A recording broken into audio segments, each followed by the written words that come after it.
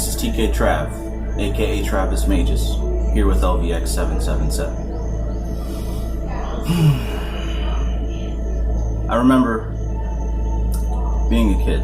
I've been a nerd for a very, very long time. I've always been in the books. I've been in the library, looking up anything that interested me. I think the most influential book that I read first was A Wrinkle in Time. And it talked about different dimensions and different galaxies and time travel, space travel, and all these wild exotic things. But anyways, the story, when I was, I want to say about in the 6th grade, I had this book that I really enjoyed. And as usual, I'm telling everyone about how excited I am about this book. And this one student in particular, who was kind of a bully, but I've always given people the benefit of the doubt, he feigned some interest in the book that I was reading, and he asked if he could borrow it. So, out of my childlike generosity, I decided to go ahead and let him borrow it, because I knew that he'd enjoy it as much as I did. Well, as it turns out, he wasn't really intending on reading the book. Turns out that he refused to give me the book back. So, as bullies do, he enjoyed getting a good rise out of me. So, back in my day when I was a kid, if you rented a book, you had to bring it back. Like, you had to actually sign a paper, little card that was in the booklet. You check it out for a certain number of days, and if you didn't bring it back, you had to actually pay a fee, pay a fine. So, a lot different than these PDFs that we're sharing around. Anyways, as it got closer time for me to have to return that book, I kind of didn't have it, and I didn't know what to say. I also didn't have any money back in the 6th grade because I didn't work yet, so I had to tell my parents. Told my dad that, actually I didn't. I waited until the school sent a letter home. Then my parents approached me about it, and they asked, what's up with this book? Where's this book at? And I had to break it to them, had to be honest. There was a kid that I let borrow the book, and he refused to give it back to me. He's somewhat of a bully. So my dad, who is a real no-nonsense kind of guy, immediately, he asked me where he lived, got me in the car, and drove to that guy's house. Now, during that ride, I was terrified because I've always had a problem with confrontation. That's the whole reason I didn't get the book back, because I didn't want to confront this intimidating bully, because I didn't want him to beat me up or have to make me challenge him for it, right? I was just a book nerd. I wasn't ready for any of that. My dad was not a book nerd. My dad was, well, I won't say he was the bully, but, he probably was as a child. So he took me to this kid's house and told me to go to his front door, knock on the door, and get that book back. Don't come back to the car without the book. So I was pretty much given no choice. Get out the car, sweating, heart's beating, little, how old was I? I don't know, 11, 12, something like that. Heart beating fast. This was one of the most scary experiences that I had to go through as a kid. Knock on the guy's door. Door opens up and it's his dad. I asked for Nate. The guy's name was Nate. I remember that. Wow. Anyways, he calls for Nate. Nate comes to the door. A little confused to see me at his house. And I tell him, hey, my dad said I need to get the book back. And he looks at me and he's like, no. I'm like, I need it. I have to turn it back in or else I'm gonna have to pay. And he's like, I threw it away. This motherfucker. He threw the book away. So he had that much disrespect that he threw the book away. So that wasn't the worst thing that could happen in the world. As I walked away from his house to go face my dad, I realized something. I crossed a barrier, I crossed a line, I crossed a threshold. It wasn't a happy ending, right? I didn't get what I wanted to get. I didn't get the book back. I had to pay the fine. But what I did gain was a new level of understanding and a new level of confidence. I was forced to face my fear.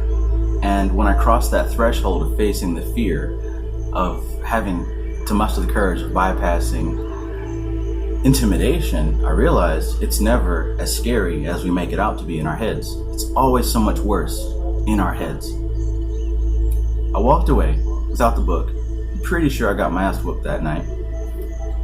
But for the first time that I can remember, I learned when you stand up to things that intimidate you, they no longer intimidate you. Sometimes you have to cross that bridge. Now, I'm telling this story because I'm relating this to your spiritual work, to your spiritual practice. Growth is uncomfortable. Growth takes change.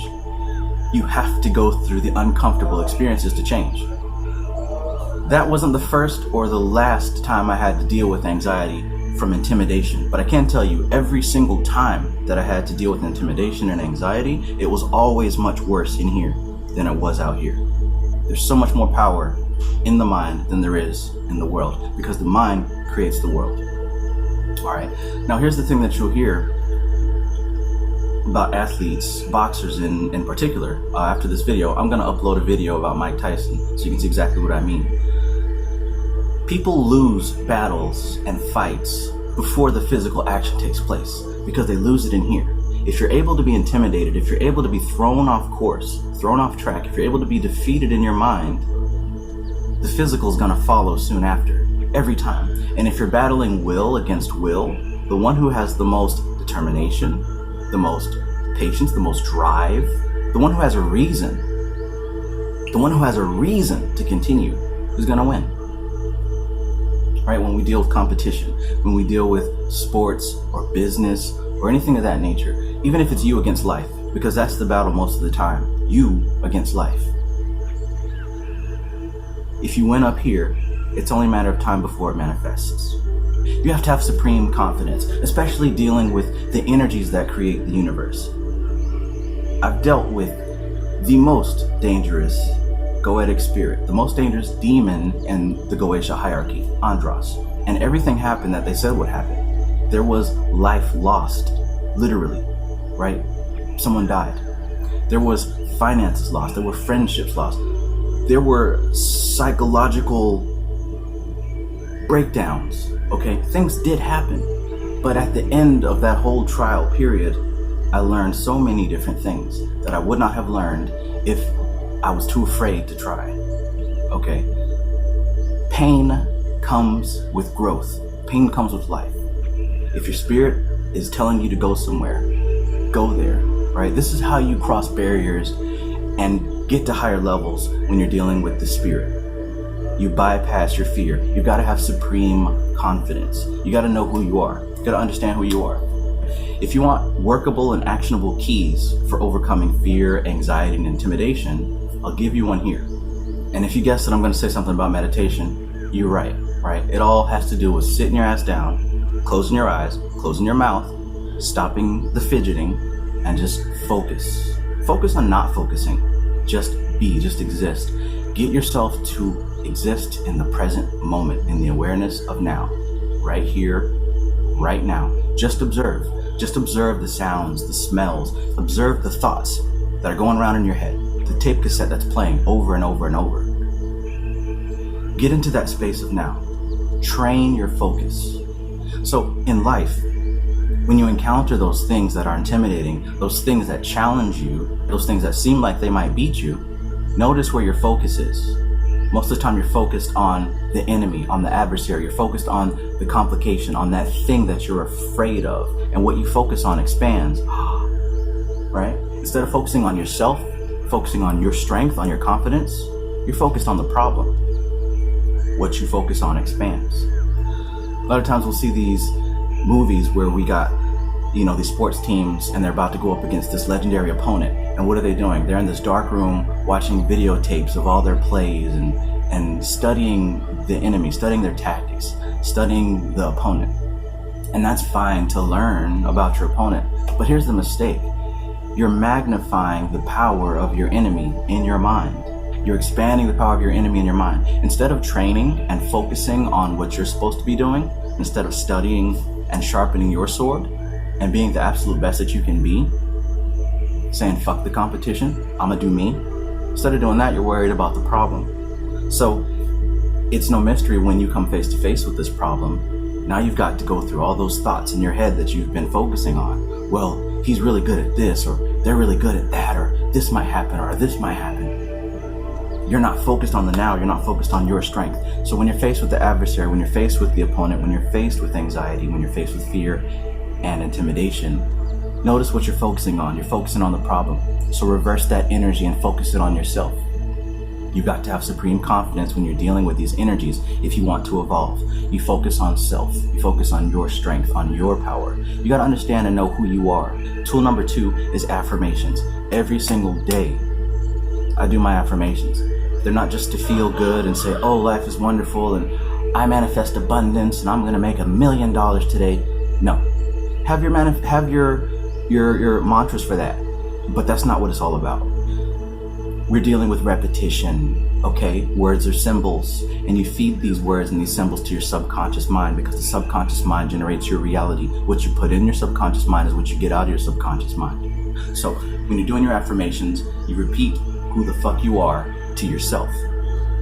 And you don't have to understand it, but you repeat it. If you know it in your heart, you'll figure it out along the way. What do I mean by that? Affirmations like, I am God.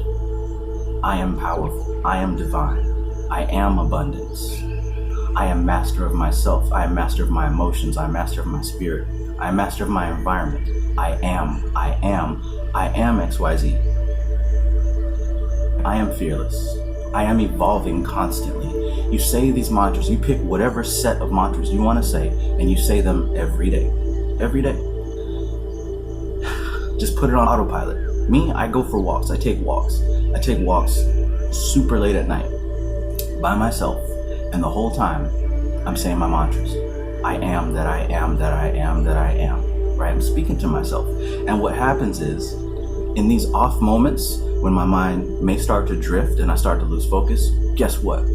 That programming that I've put in my own subconscious mind starts to kick in. Instead of being intimidated that this person may harm me, or this bad thing may happen, or this isn't working the way I intended it to, I remember what I've been repeating to myself over and over and over again. I am abundance. I am protected. I am divine. I am on the right track. I am on the right path. I am perfect.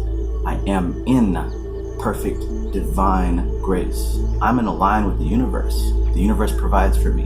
I am doing what I'm supposed to be doing at all times. These things kick in automatically because I repeat them to myself.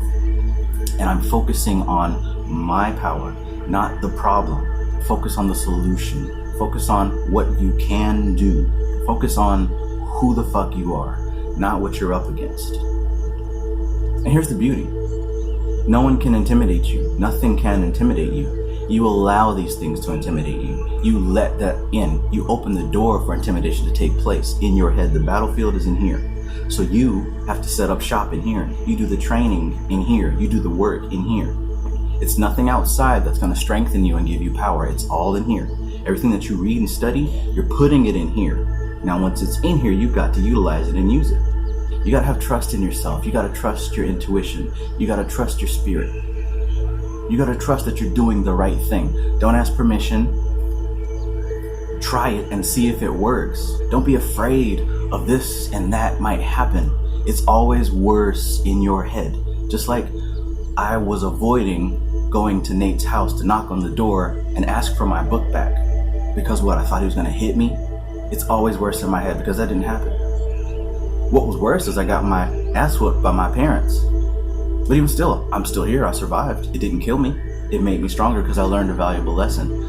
You're going to have to go through pain. You're going to have to do it. But here's the thing. You take the growth from it. You see it as a growing experience and you keep going. Nothing is a mistake. Oh, this happened and I failed. And then no. It's all part of the plan. Trust that it's part of the plan and seek to find how it fits into the puzzle. Okay? When you're facing adversity and intimidation, focus on yourself, focus on your strength, focus on who the fuck you are. And number 2, say your affirmations every single day. I am. Not I want or I wish or I might have. I am successful. I am abundance. I am prosperity. I am powerful. I am the wisdom of the universe. I am God. I am in the right place. Focus on yourself. Repeat your strengths to yourself.